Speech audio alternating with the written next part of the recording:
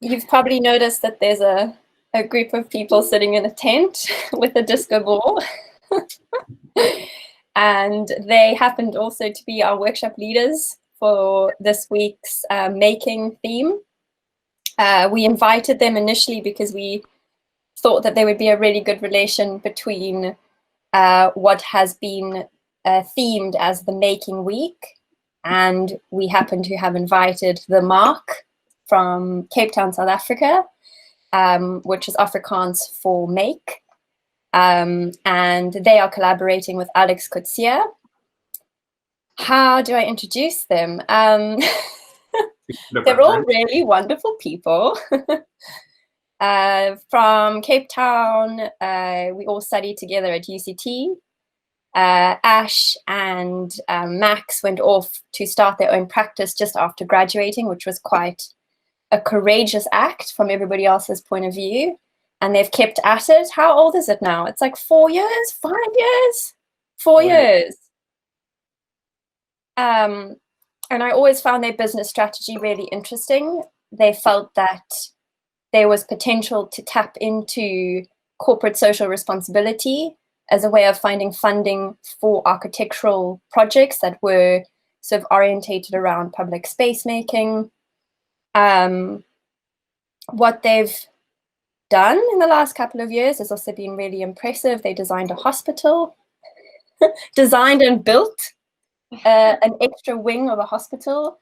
But I think that the relationship that they have with Space Saloon and the similarities is that they also run a design build program every year called Follies in the Veld, where they go off into a site which started off as a site sort of on a farm.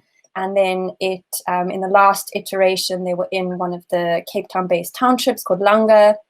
And they sort of challenge how to use materials, how to work in a team, and how to get something done in a short space of time. So we invited them to contribute to our now online version of the lab.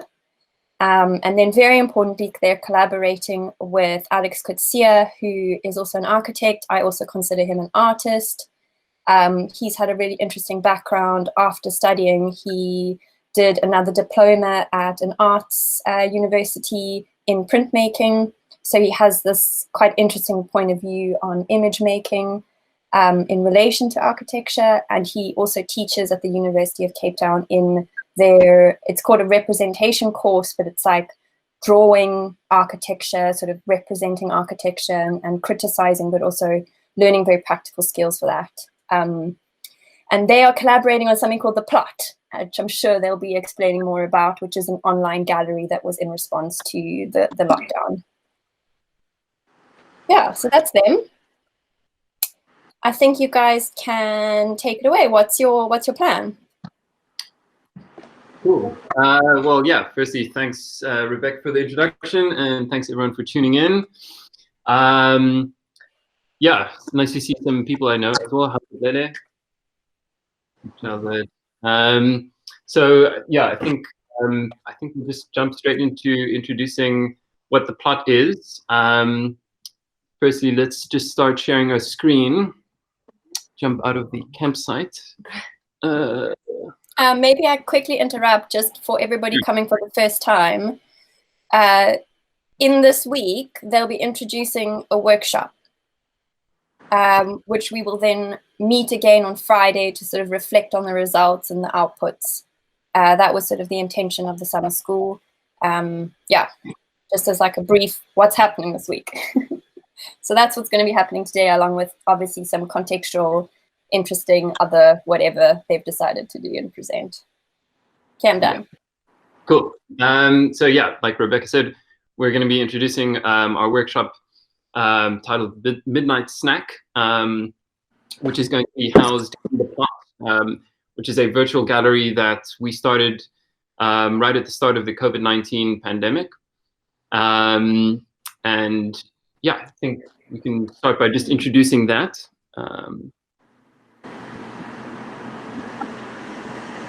So we've got a bit of feedback. Yeah.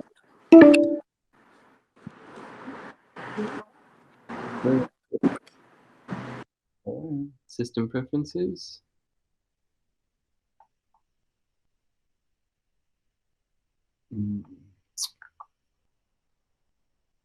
Yeah.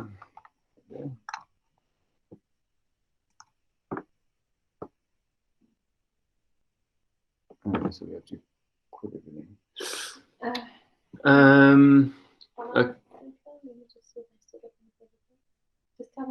Okay. Okay. So we're just quickly going through some technical difficulties. Can you hear us? I don't know if you guys can hear us. It's not allowing us to share the screen because it's being recorded. So we have to change our privacy settings, which means we have to reload a couple of tabs. But it should be. While we're waiting for them to return, feel free at any point to use the chat function.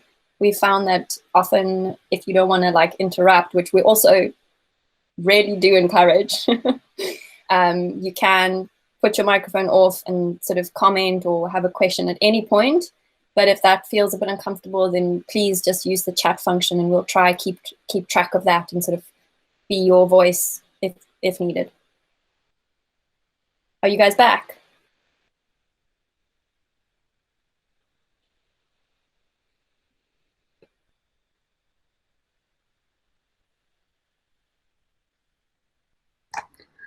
Cool. Can everyone hear us? Yes, and we can see your screen as well. Yeah. Grand. Nice. Okay. Cool. Okay. So we're going to start here. Well done. Okay.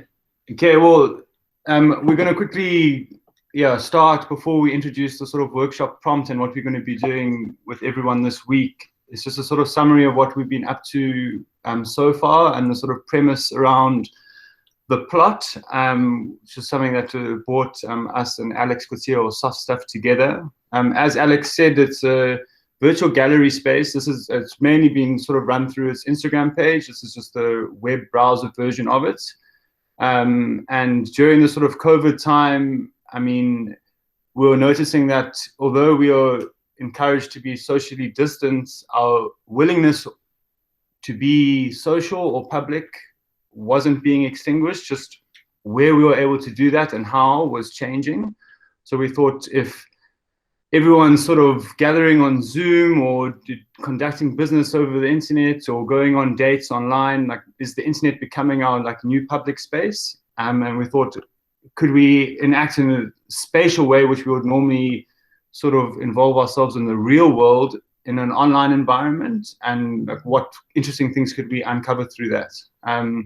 And that was basically the start of it. And we started with this, the first episode, which was called Inside Out. And that was an online exhibition, as it says there, contemplating the peculiarity of the domestic interior today, where we basically invited people, just made a public prompt for people to, I suppose, question their interior environments and send us a moment of their domestic world. And we started to then publish this into a virtual space that we created. So, Next one. oh Lord. Okay, so here is the final edition of that sort of exhibition. All of these objects, spaces and moments that you see in this environment are things that were publicly submitted by people who wanted to engage, I suppose, with the gallery, us, and the sort of topic at hand. And we've been doing these in these 360 immersive street view environments, which is something that we're going to be teaching throughout the workshop. So this is something that you can access. It can be geolocated to anywhere in the world and then can be accessed by anyone with a smartphone.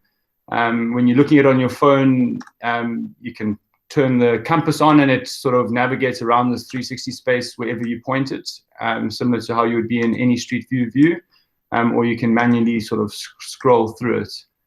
If I can just add, one of the other ideas that we were kind of like challenging, or were, you know, when we were trying to be public in this virtual world, it was very much like us thinking about what is the space of the internet, like what does the internet even look like, as opposed to the gallery spaces that we were kind of newly exploring in terms of like 360 actual renditions of physical spaces. We really wanted to make something that was true to kind of internet space or virtual space. And so a lot of our stuff kind of takes cues. I think we're getting that up now. Which one do you want? The whirlwind. Cool. A lot of our stuff takes cues from like ArchiZoom, who are working in the 60s or 70s? Yeah, in the 70s, kind of like that experimental architecture that was going around that time, Super Studio as well. We're going to get it for you now on the stage. Yeah, sorry, this is all...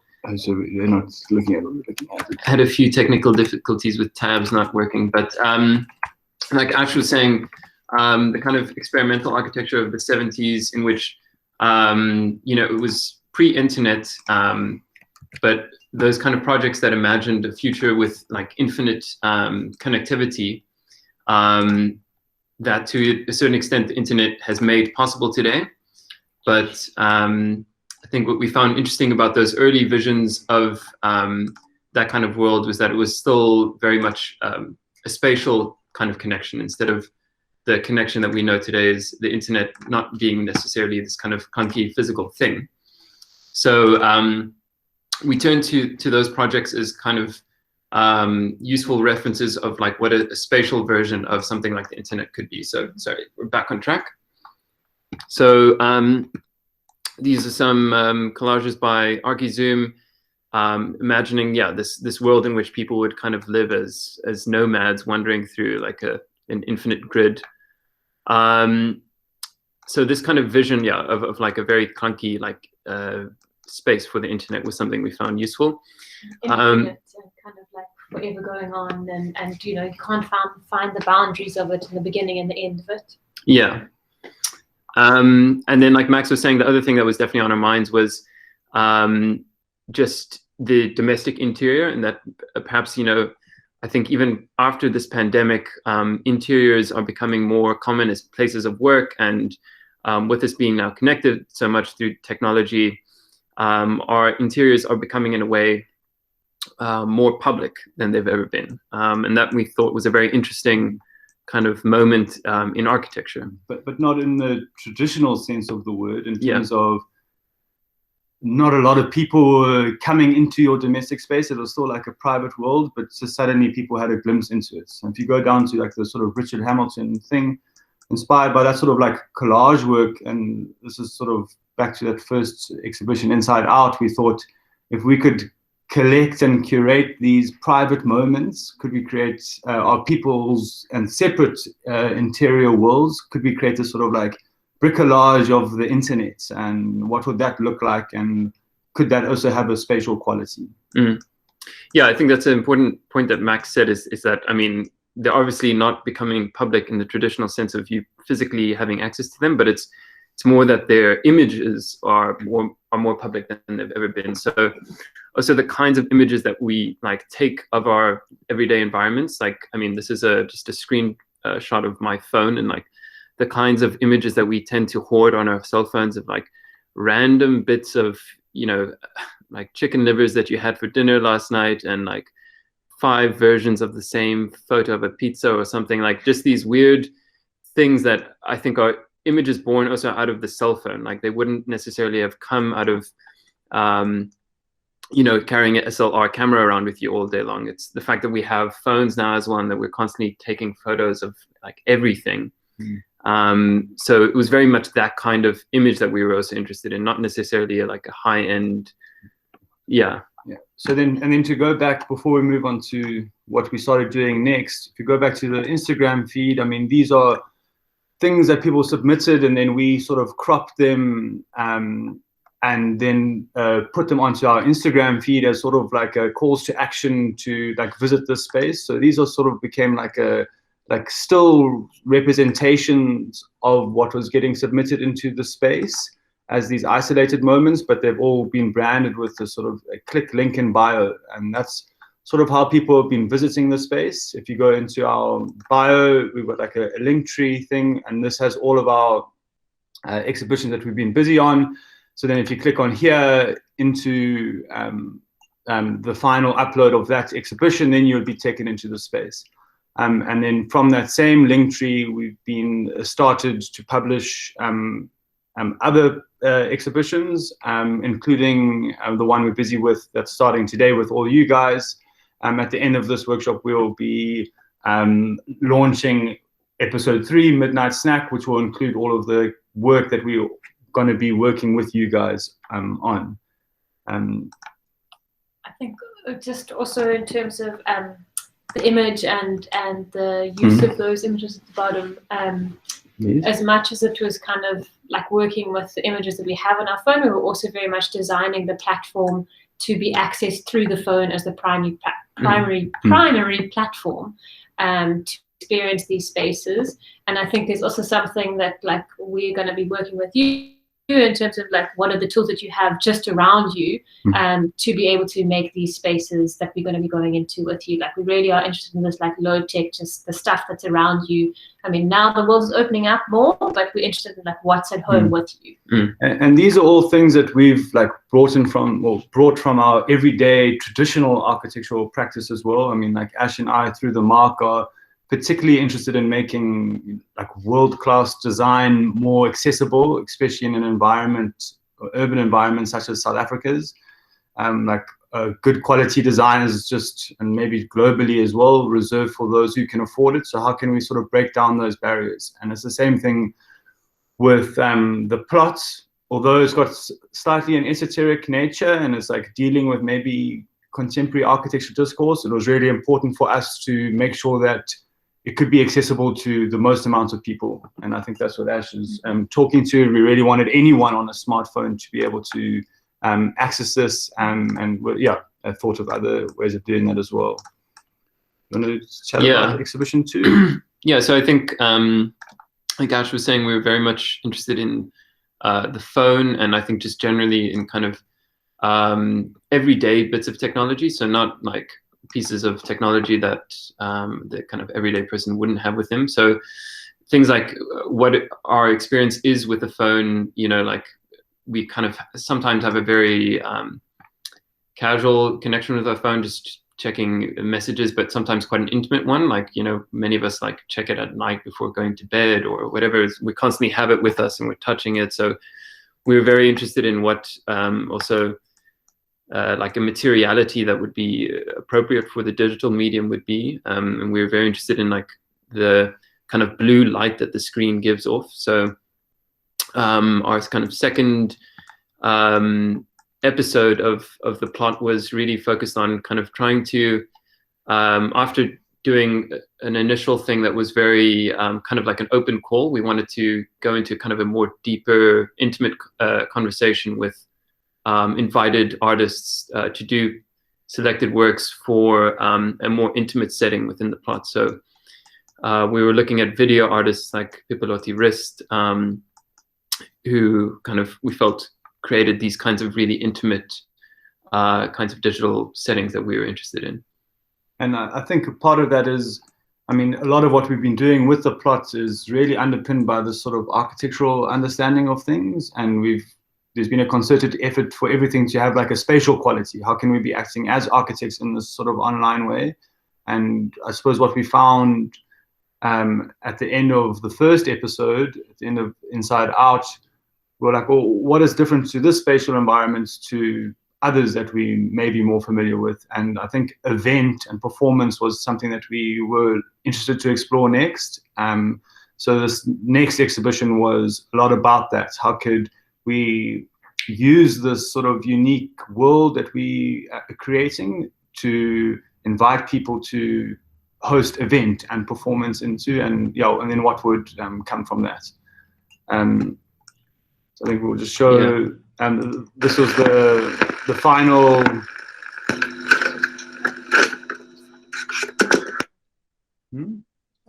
Okay, well, it might sound terrible. We're sorry about that, but if it works, it'll be better. So this is also, so this is a YouTube video that we've been creating in collaboration with these artists, and also available via the same link in bio. This is the 5th performance that was in this series of 5 with this an artist, Oscar, and this was titled "I'm Never Lonesome When I Go There." And it has the same sort of 360 style, similar to what we're showing from the first episode. So when people click on this video, it is also sort of located to the orientation of your screen, or you can manually rotate around it if you're on the web browser like we are here.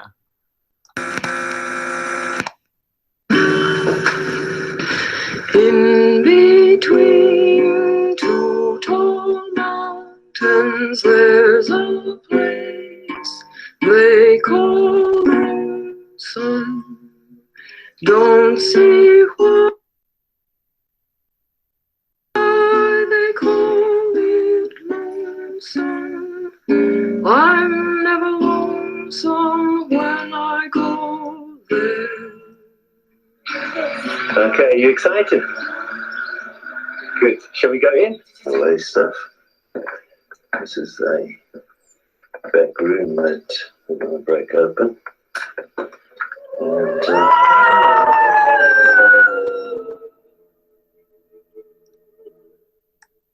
it's completely infested with wood beetle. Wood's all totally rotten.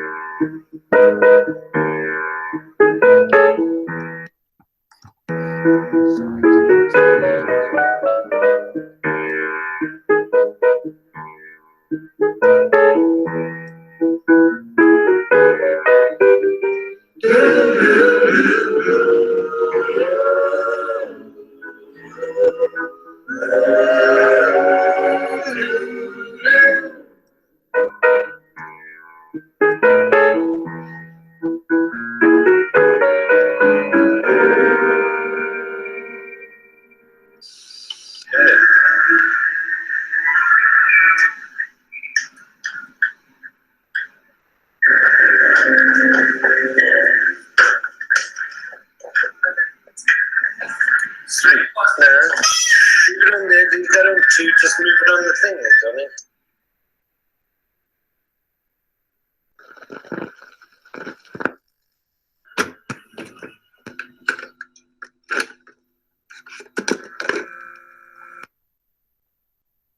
Yeah, so that was, I mean, you're really encouraged to engage with these sort of things after this sort of presentation to get, I suppose, the full experience. Because obviously navigating that space by yourself adds a whole another element. But yeah, that was a really interesting sort of series that we embarked on. We actually did an episode with Rebecca as well. So if you're interested to check that out, it's on the link tree as well.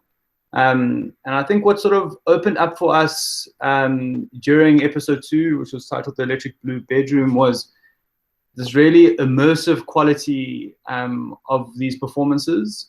And we started to then think further about, well, how could we almost be more immersive? And can we create these immersive online atmospheres? And how would people engage with these? And is that something that's more novel or like more interesting about what we could exhibit in the plot? So this is sort of starting to get closer to what we're going to be introducing today, sort of using the similar sort of technology, but I suppose slightly more zoomed in and a bit more abstract. What's on the screen here is a Google Street View of a bunch of hydrangeas that were like photo stitched together to get the feeling as if you're in this bouquet. We really liked this sort of really zoomed in feel. You felt like almost you could be almost more lost in your screen. I mean, often our screens are populated with sort of infographics and icons, but suddenly we found that like in this very dense visual landscape, it almost like transported you to like a whole new world, which I think importantly wasn't trying to like mimic the real, but it was it definitely had like a visceral experience about it. And I suppose some of the references that we've been looking at, this is sort of like some of David Hockney's sort of photo collages, where he created these artworks I'm not sure if this one was, but a lot of them are Polaroids that he takes of a singular space and then sort of like stitches them together. And that's sort of some of the very low-key method of working in a similar sort of way. But obviously with access to different sort of technologies, we were able to sort of create a sort of like different, more immersive feel. This also marks a move for us into more of like an analog kind of working method, which we're excited to share with you guys as well, because this episode or this week is about making, and it's cool to be working in like physical and our environments that are kind of opening up more and more, at least within South Africa. Lockdown is, they are slowly easing back into the world. And it's nice to be able to be capturing the world in physical form and then making these kind of virtual spaces from actual physical things rather than kind of images that we found on the internet. Yeah, I think we can show the marigold. Sure, yeah. So here's an example. If we look back to this sort of tiny world or circular sphere that's created there, that is an image that was then used to create an environment like this. And this is, I think, like a development from that other image, that pink image with those hydrangeas, creating a really sort of zoomed in, abstract, immersive online atmosphere. And we find it very sort of visually appealing. It's very beautiful, but also sort of very unique, but can't be created in real life. It's something to do with the sort of like authenticity of the online. Yeah, I think also, so like you would have seen in the previous images, they've been digitally modeled in architectural rendering software, and we're trying to move more into kind of like a painterly way of using it. So the more we can kind of do things by hand or in Photoshop and drawing, like getting charcoal out, I think we've become more interested in using texture and color and like those elements of painting necessarily. And not just kind of spatial elements. And lately what we've also been thinking about is like, how could this perhaps relate to some kind of physical experience, say of like smell, and in your case, you guys were tasked with thinking about sound, and we'll touch on that a bit later, but how could this kind of atmosphere somehow be linked to a real world element that we kind of experience as part of our everyday kind of environment? So I think it's a good moment to then jump to this space. This is the launch, I suppose, of this third episode, Midnight Snack, of the plot. This is the shared venue for this next exhibition that we're putting on with you guys. And welcome. This is welcome. This is our collective. Welcome to the campsite. This is the campsite, and I think that as the sort of like base camp of this exhibition, the idea and the general thing we're going to be working towards is each one of us is going to be occupying one of these camping tents with our own unique atmospheres that we're going to be creating through the workshop. And the idea is at the end of the exhibition, in inverted commas, you're going to be able to enter these tents and experience something completely unique, whether it be similar to that sort of marigold image we were just looking at or not. We're really looking forward to seeing what people can come up with. And I suppose what Alex was saying, that marigold stuff, we're already looking at sort of scent as a sort of foundation point for that, and started looking at flowers quite a bit. But with your guys' pre-workshop prompt of dealing with sound and food, we're hoping that is the sort of premise for these atmospheres that we're going to be generating together. I think we can go into the workshop prompt, yeah. So all of these, all of these things that we're scrolling through here will be available or are already available on the shared Google Drive document that we've all got access to. So you'll be able to refer back to any of the stuff we've looked at a later stage. But yeah, so this was your pre-workshop prompt. Task 0, capture an audio atmosphere. And we've all done that, and thanks for everyone for following the naming convention and doing it so well. We've had a brief listen to some of them, and I think you guys really grasped the task at hand well. Yeah, so use your phone to record an audio atmosphere of a meal during your day. This should include a combination of sounds grouped together to make an audio clip that is 1 minute long. So everyone has done that, and now moving to the next task, how can we visually interpret the atmosphere of these sounds? So at the end of the sort of today's presentation, each one of you is going to be given someone else's audio clip that you're going to then use as the premise to create your own 360 atmosphere. And I think it's the idea is for this to in some way be like collaborative, and if not between two people, at least bridging the senses. How can the audio nature of the first task then relate to or be in contrast to or juxtapose against the sort of visual quality of the atmospheres we're creating? Yeah, so what we're sort of leading towards today is a tutorial that Alex is going to be hosting, where he's going to go through some of the methods that we've been exploring to create the atmospheres that we've created that you guys can use as a sort of starting point to begin your own explorations. Yeah, so the prompt: use the audio atmosphere that has been assigned to you as a starting point to generate an immersive 360 atmosphere. This should be approached as a means of sensory collaboration. Once we've done this, we can go to this end. Because this is going to be part of this public exhibition, there's going to be a sort of level of engagement with people who are viewing these things. So we thought it was an interesting way that, well, how do we wish people to engage with these things that we are creating? And sort of following the sort of influence of, like, I don't know, rule-based art, can we make our own sort of rules of engagement? So once you started, or when we all start creating these atmospheres, just keep in the back of your mind, like, how do you wish people to engage with the work that we are generating? And we're imagining these as being, I suppose, a bunch of very simple prompts, almost as a means to prepare the viewer to best experience this new world that they're going to be entering into.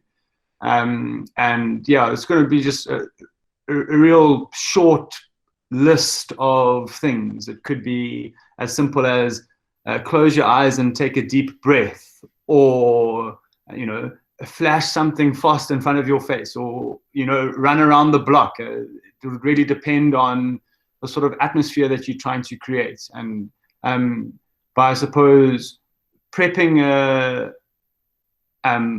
people in quite in a physical way, can that then create a more interesting and intimate connection between this online art that is otherwise only digital and almost inaccessible in a tangible way, to the real world and how we are perceiving things with all of our senses all the time. So yeah, if you make someone take breathe in and out, inhale, exhale fast for 1 minute, or that physical state that you've prepared them to be in, change how they sort of perceive this thing, and will maybe it better portray the environment that you want to create. I think also just on that, I mean, because we've also been thinking about, like, how could these images exist, maybe not just in an online setting, but like if you were to put QR codes like in a city, like how could that, then it becomes like a piece of public art instead of like just a digital thing. So I think there's also potential to think of ways in which you could like extend the reach of your work beyond just being an online thing, or like, I think that would also fall within these kind of rules of engagement. And I think Alice is touching on there, and a lot of what we've been interested to do with all of you guys is, in some ways, learn a tool that is beyond just the task at hand within the specific workshop, but can we all better understand these like 360 worlds, and how can we all welcome that into our everyday practice and find new uses for it. So this is just, the task at hand is just a way of, I suppose, becoming familiar with it. And yeah, ideally everyone, if you wish to, can take it into your own practice or studies as a means of presentation or exhibition or whatever it may be. Yeah, so at the end of the week on Friday, we will be launching episode 3, Midnight Snack, and we'll be using all of the content that we've created during the week to curate the exhibition. So, and that's, I think that's quite an exciting and cool thing for everyone involved. This will, be a public thing that we all get to revel and share in. Cool. So I think, should we jump into the tutorial then? Well, I think maybe, are there any questions at this stage? I think everyone's on mute, so no questions. Okay. All right. Okay, cool. So, okay, wait, you got a question? Oh, we have a question.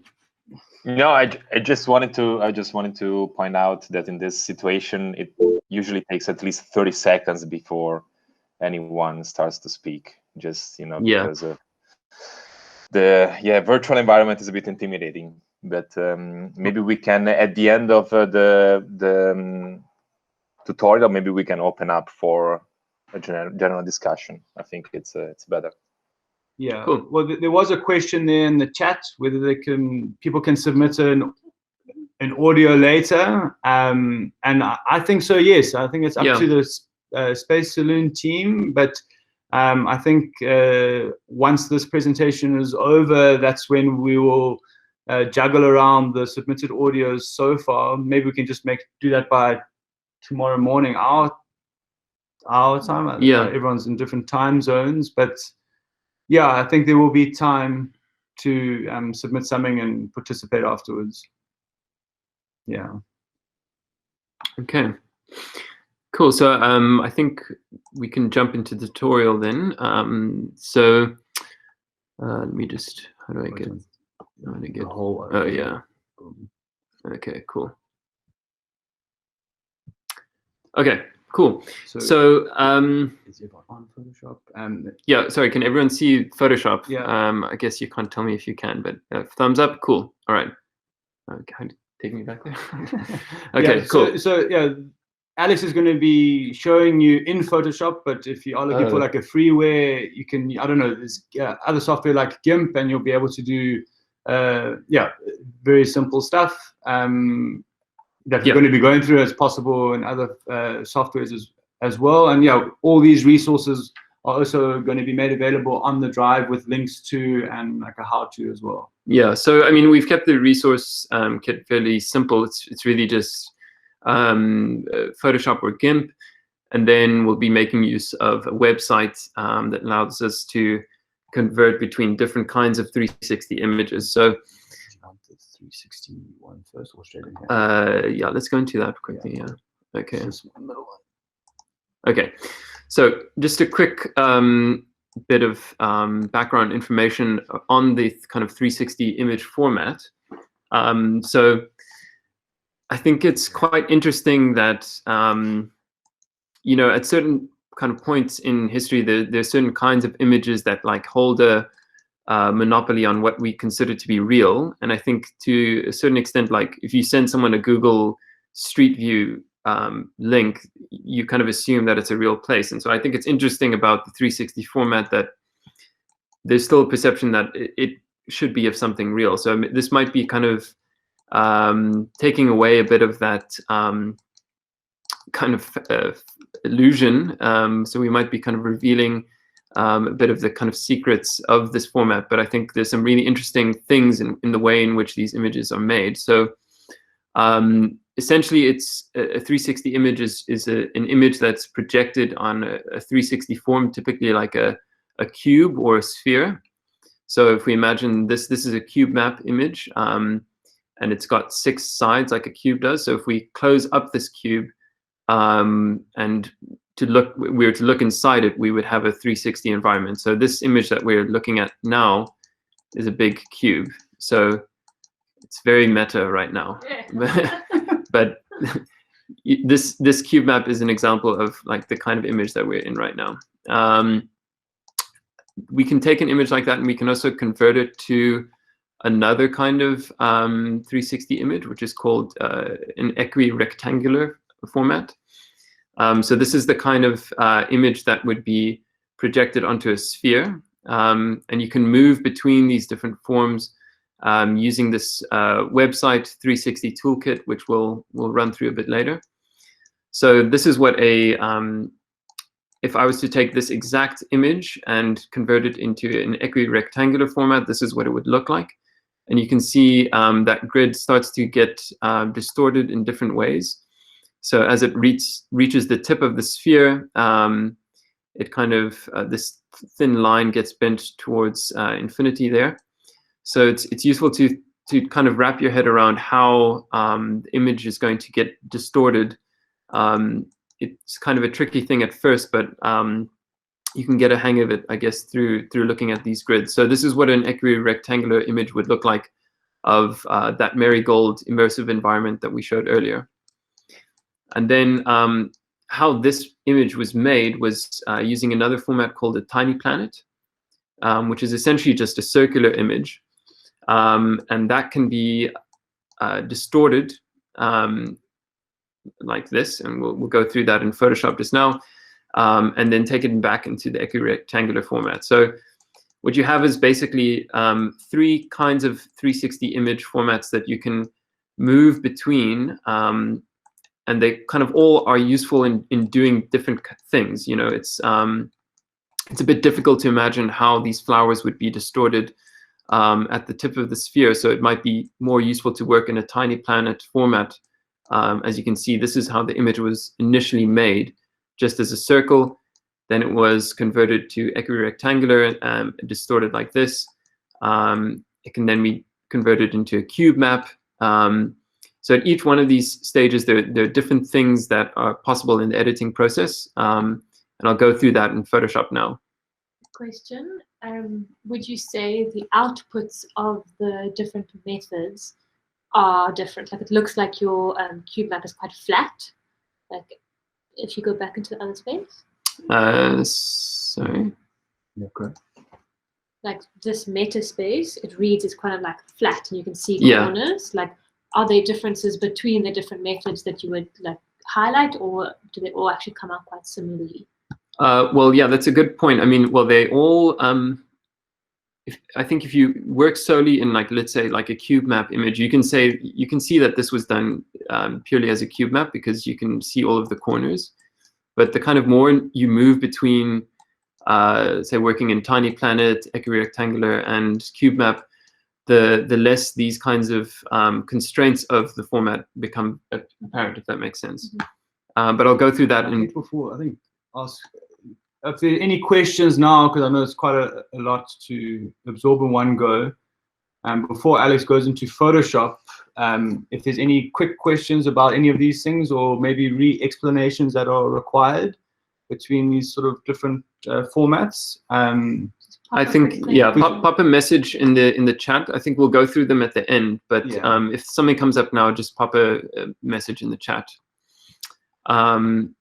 So yeah, okay. And these base images that are in these tabs of Photoshop are also available for you, so you're not going to have to create these. You can use these as the foundation to start your own. These grids. Yeah, these grids. Yeah, so like Max said, these are on the drive, and I'll just go through how to use them. So let's start with like the tiny planet. Okay, so this image is the image that was made to generate that immersive environment of the flowers that we looked at earlier. And this image alone. So it's interesting to note that like just a singular circle like this can generate a 360 environment. So how do you do that? Let's say we started with just a photograph of flowers.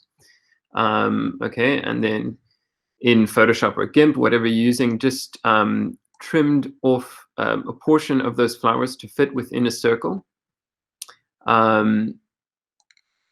then these flowers are kind of what we can see how they would get distorted as they reach the ends of the sphere there.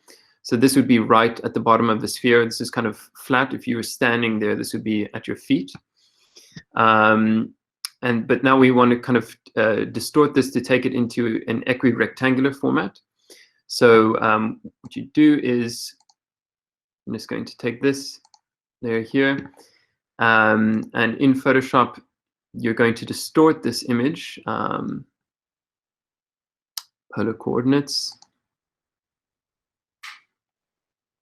Okay, and you're going to distort this polar image to a rectangular form.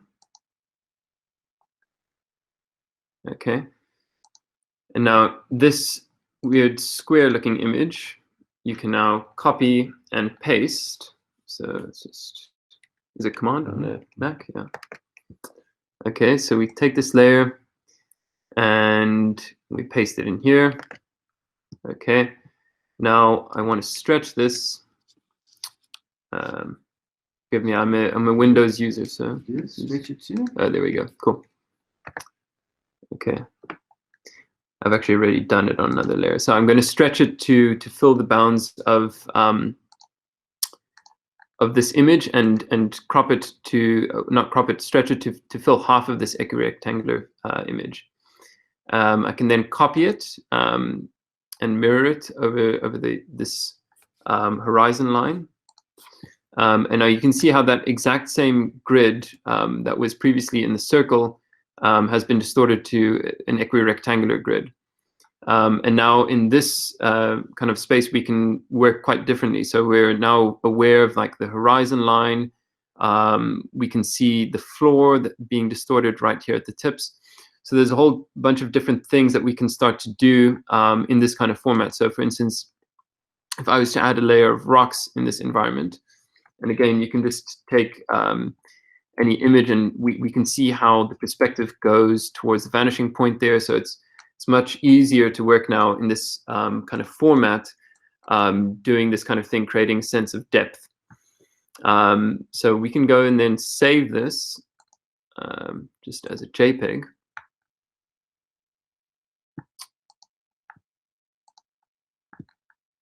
Okay. Okay.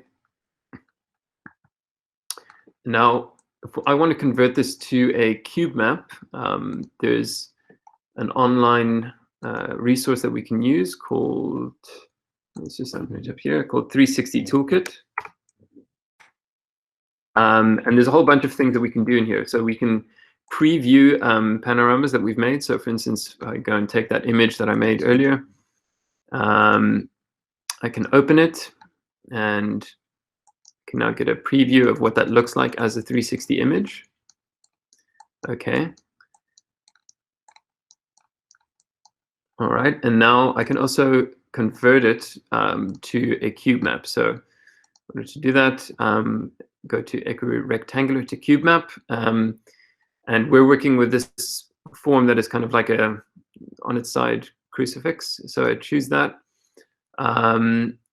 Choose that file that I made earlier and give it a few seconds and it'll convert it to a cube map. Okay, I've already done that, so I'm just going to open up the finished result. Was that? Oh, there it is.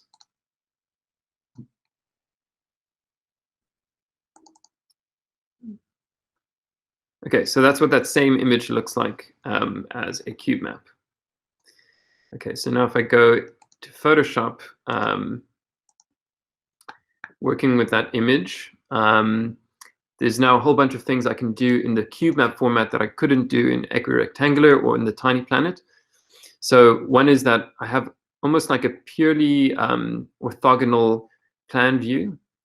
And then I have a whole bunch of perspectives here that have a very conventional vanishing point. They're like 2-point perspectives. They don't have any weird bends. So it's much easier to work with, say, just flat planes. So if I was to bring in an image like this, I can very easily start to make a series of planes in this environment. If we were to think, conventionally in architectural terms of walls and floors and ceilings, it's very easy to make things like that without having to digitally model them. So after doing that, this is kind of what you have. I can now save that again as just a JPEG.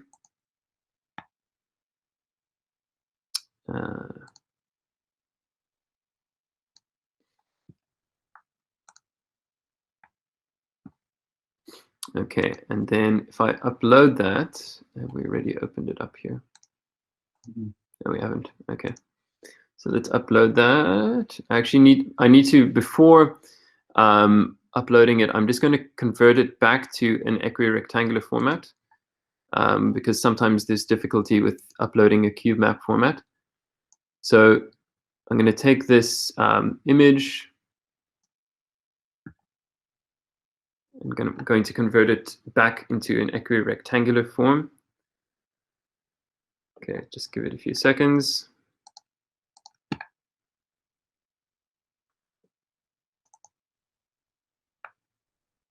Okay, and that's what it looks like.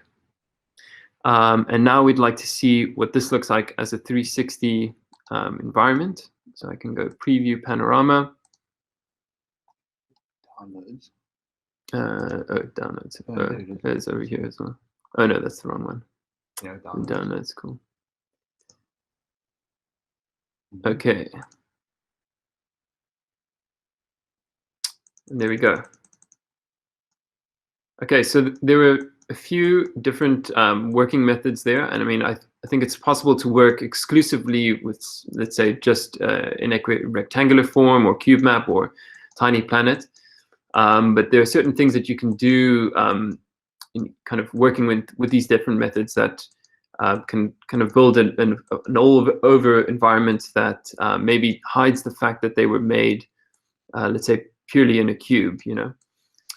And I think then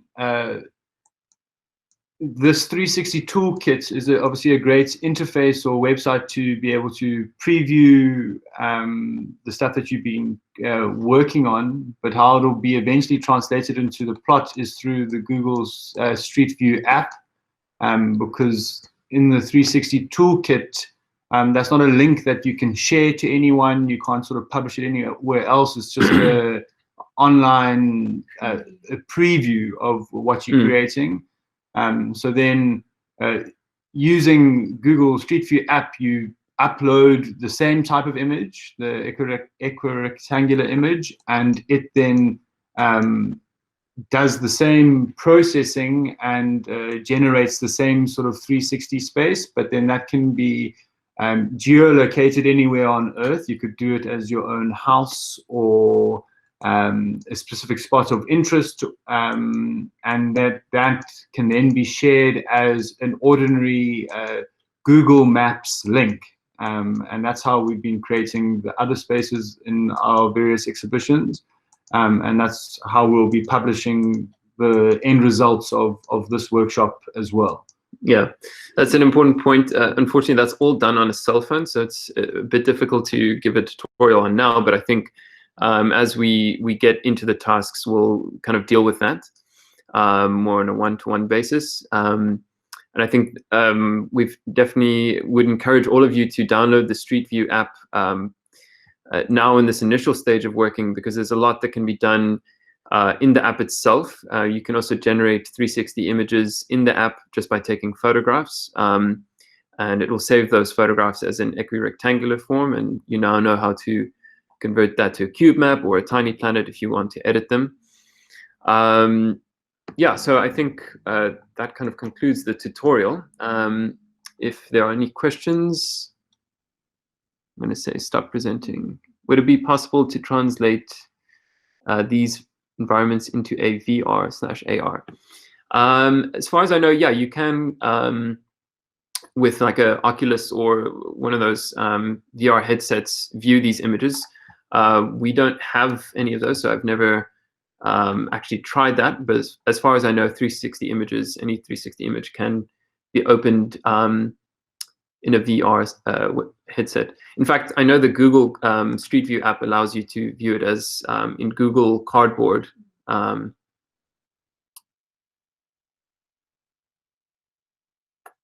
Cool. Any other questions? Does it work with GIFs? No, it doesn't work with GIFs. So in order to do animated stuff, we've had to export 360 videos. And if you like, we could also give a tutorial on that later down the line. It's obviously a little bit more complicated, and it has to be housed on YouTube. So you can't upload animated content onto Street View, but it's quite simple to actually edit just an equirectangular image in editing software like After Effects or Premiere. And then you just inject it with certain metadata that says, okay, this is a 360 video, and you can upload it to YouTube and it'll appear 360.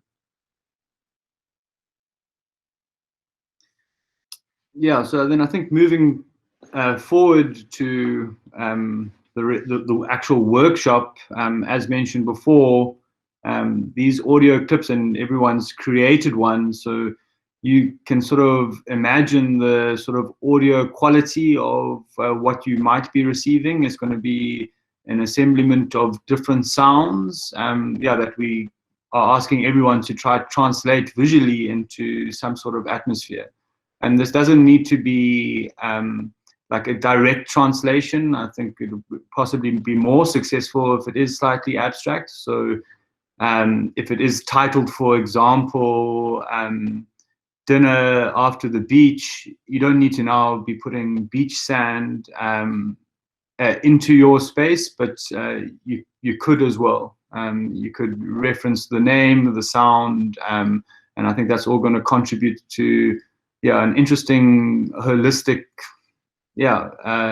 environment that we'll be creating together. I think the word fun needs to be mentioned. Yeah. Yes, have fun, please. Yeah. Please make sure to have fun.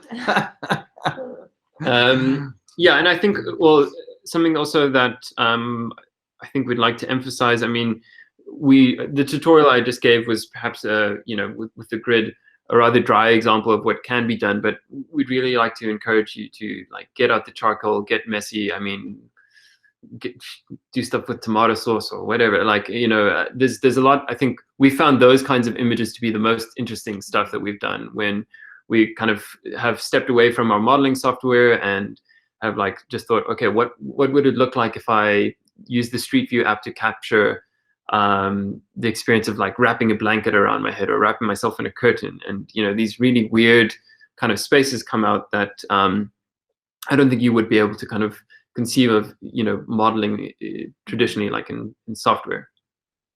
Yeah, it's kind of like an opportunity to like step away from the rigid boundaries of wall and floor and structure and whatever. It's really just kind of into virtual crazy atmospheric stuff.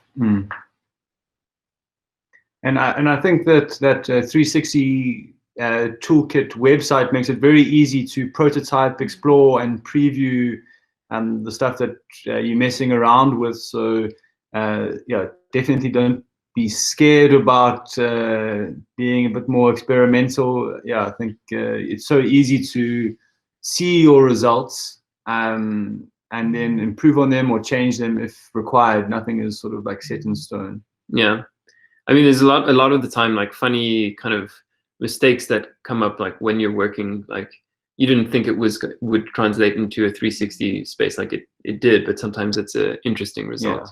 Especially with the sort of stretching of the image itself. That's like an obvious thing that you can't necessarily predict too convincingly. But I think important to note, on Wednesday when we get together again, I think the plan is for us to everyone's going to get a chance now this evening, tomorrow, etc., to mess around and play around a bit, and then on Wednesday when we reconvene here, we'll be having like a sort of technical session if required to help troubleshoot or answer any questions that you might have had with some of the software or the processes. So don't feel like it's now the next step is sort of like exhibition launch. There is time to revert back and fine tune some things if required. Yeah. Can I also emphasize the Discord channel? Danny would have sent an invite at the top of the chat.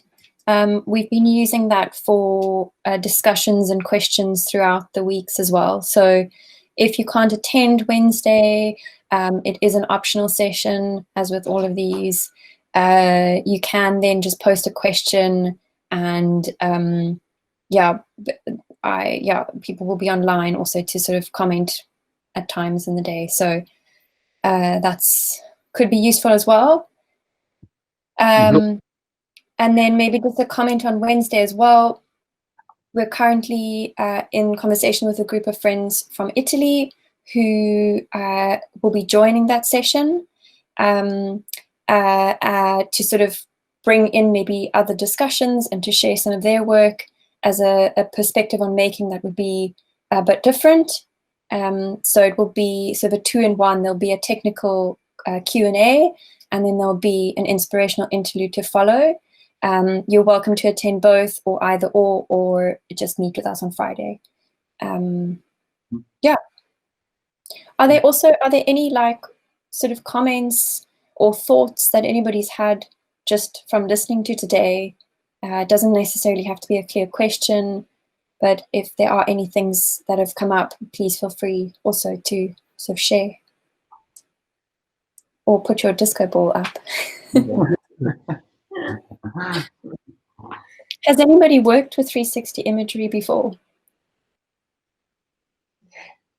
Besides the MAAK, and Alex could say. Like looked at images in 360 before, as in have you experienced them?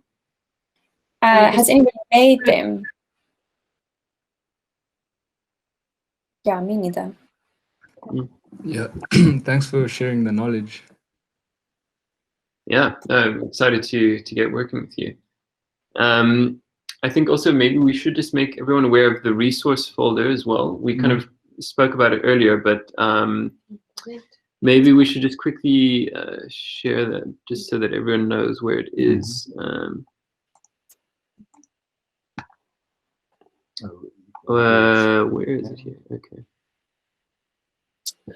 Okay, so on the Google Drive, can I open this? Hey, yeah, this is your drive. This is Max's computer. So. Okay. Just I'm gonna actually just for a second. Guys, I shared the link in the comments, and it's in the email, and it's in the Discord. Okay. So cool. It should be able to be found. Okay. We just want to quickly show everyone. I think they would have seen where they uploaded all of their files. There's another folder which they should have access to, right? Yeah. Yeah. Okay. The resources. So, we renamed here, so it says episode 3 Midnight Snack. So this is the share folder that everyone should have access to, which is Workshop 03 Making. Here was where everyone has put their sort of audio files, and then here is O2 resources, which includes the stuff that Alex has been going through this evening, and then we'll upload various other images. And when they are JPEGs, like this one, for example, you can just take that into the 360 toolkit, and you will then get previewed what we've been showing today. So if you open a file and it's all distorted, it might need to be processed through the 360 toolkits. Yeah, so I just wanted to also just touch on, because the fact that the grids are here as templates for you to use. Yeah, I would recommend just opening those in Photoshop when you start, just to also make sure that you have the correct pixel dimensions, because if you don't, then the image won't really work properly. So it is quite important to adhere to those, like strict 8192 by 6144 or whatever, when starting the image. But apart from that, yeah, do whatever you want. Cool. And also, I think it's a good plan. We'll send out links to whoever's audio file you'll be working with. So if you haven't submitted an audio file, I think try do that by the end of today. And then my morning, which might be your middle of the night, but my morning, I think we'll send out, we'll distribute that. I'm not sure how, maybe an email or, yeah, we'll figure it out. You'll be informed. Yeah.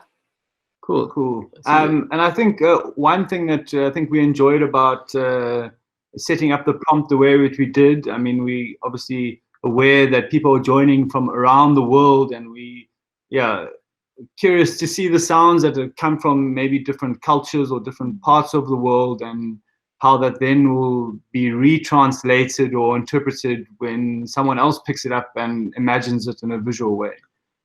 So I think that's, not something that you need to pay too much attention to, but maybe just be aware of. And I think that's quite interesting, that type of sort of collaborative process. Maybe I have one last point about the sharing of resources. I think as those of you guys who have been in the previous workshop have noticed, there's a lot of knowledge which is generated in trying to get it work. So if you find alternative ways, if you find resources, tutorials online, websites, please share on the channel so that we can build up even more knowledge altogether. I think, so if someone does find a way to make GIFs work, let us know. We also here to learn, and excited to be part of the process with everyone else. Also curious, with the sound and the visual, can we upload sound to that 3D, the last testing? No, unfortunately, you can only upload still images to the 360 Toolkit. In order to preview a 360 video, you have to upload it to, actually no, I lied. You can preview it in VLC. If you are interested in doing 360 video, you'd need to download something called spatial metadata injector, which we can post the link to on the Discord, and you would just need to inject your video with this metadata that says it's a 360 video, and then you could just open it in I think VLC, and even Windows Media Player can open and play 360 videos. But I think I'm just going to quickly just present again how we're going to incorporate the audio as a part of the exhibition, because as Alex just said, it's not going to be visible via the Google Street View 360. On our Instagram profile for the video content of the last episode, for example, we were creating these type of trailers. Because of the violence that exists on the surface everywhere, you have to expect that there are going to be such explosions. Where every day, and these are some sort of examples of how the audio is being used, but not necessarily incorporated in the final destination.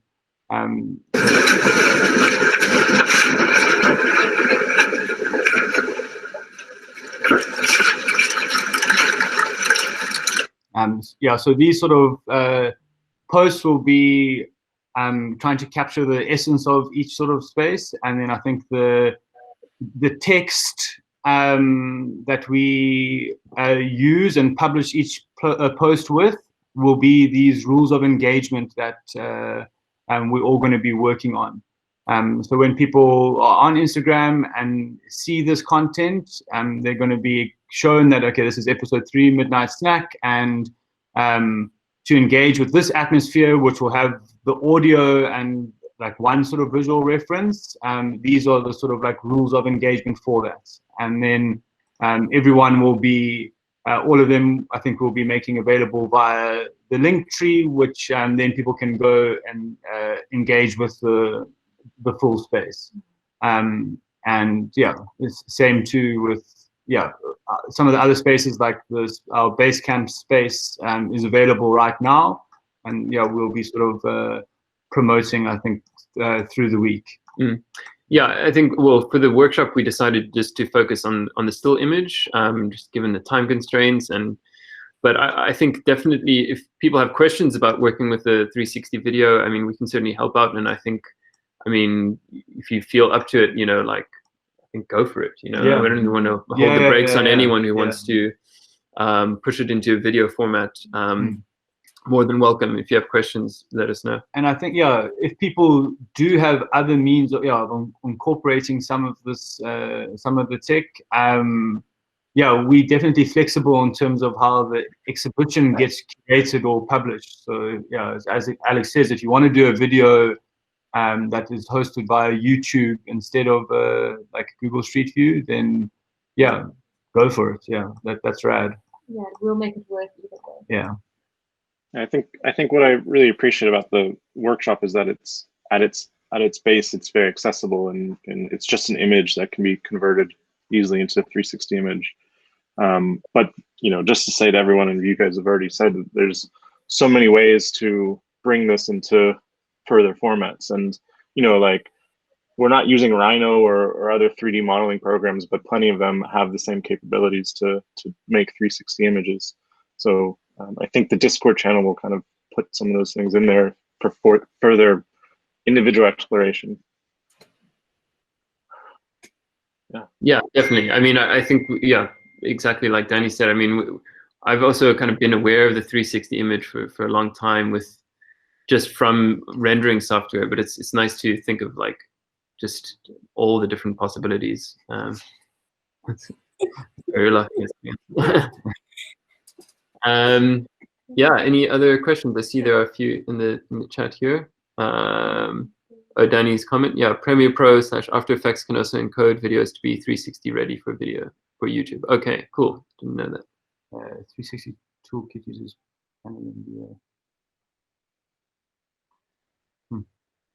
okay. So people already have suggestions on GIFs and all kinds of other.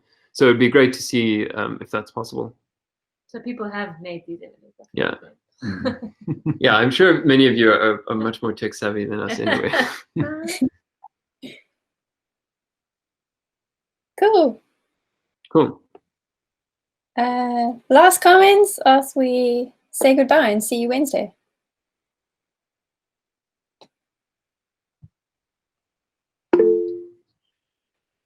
Thank you, says someone. Crystal says thank you. Cool. Thank you. Yeah, guys, this was lovely. I'm really excited to see all the results and to be a part of episode 3. Nice. Yeah, I'm very excited too. Yeah, it's going to be really cool to see it to see it however it unfolds, whether it's on Friday or a little bit after Friday, and then to actually visit everybody's space. Yeah. And I'm also really excited that we're receiving something from someone else. You might get a sort of view into somebody else's world, which I think could be quite exciting. Somebody else that's here, and then maybe on Friday everybody could bring a beer and we could maybe make some like breakout groups, and you could actually meet the person whose sound you've been using or something. But we'll see how that goes.